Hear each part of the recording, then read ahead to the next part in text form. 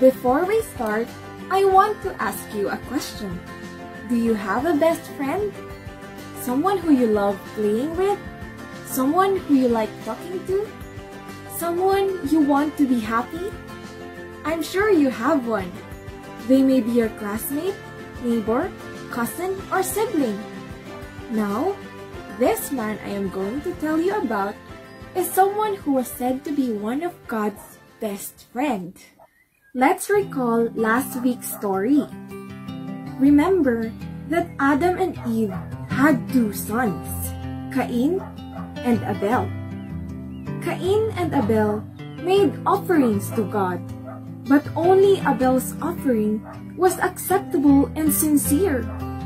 Cain became very angry and he killed his brother Abel.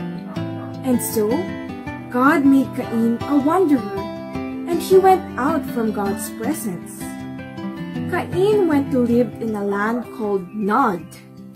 He had to work very hard to grow fruits and vegetables. He also married and had children. Cain became a father, then a grandfather, and a great-great-great-grandfather. He had many descendants after him, but his descendants, his family, did not know God, and they did not have a relationship with Him. They did what they wanted, but not what God wanted. They were sinful, and they did not want to make God happy. They were very proud of themselves. They think that all they have is because of their own abilities. They did not give credit to God. They did not walk with God.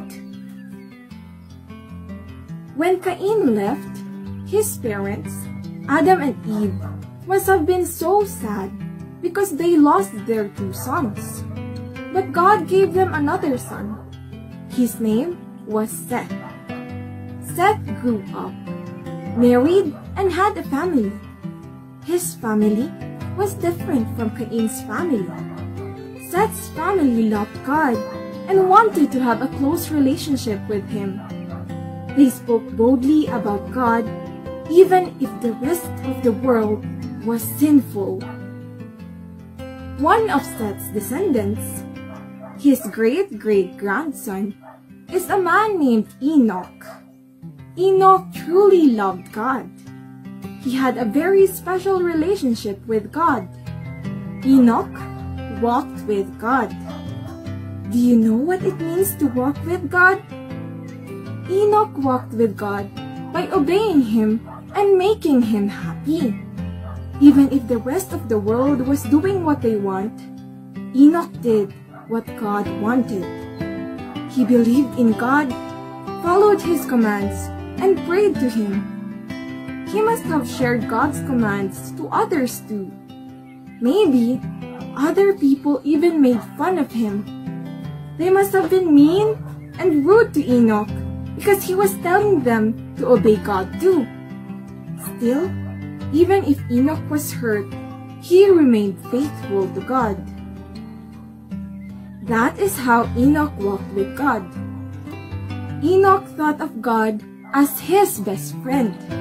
And because of that, God did not let Enoch die. Enoch never died physically. Enoch walked with God all his life, and then God took him from earth to heaven directly. Probably, no one saw Enoch go to heaven. Perhaps, his friends and family looked for him. Then in some way, God must have let them know that He had taken his friend Enoch home in heaven to be with Him. And that is the end of our story.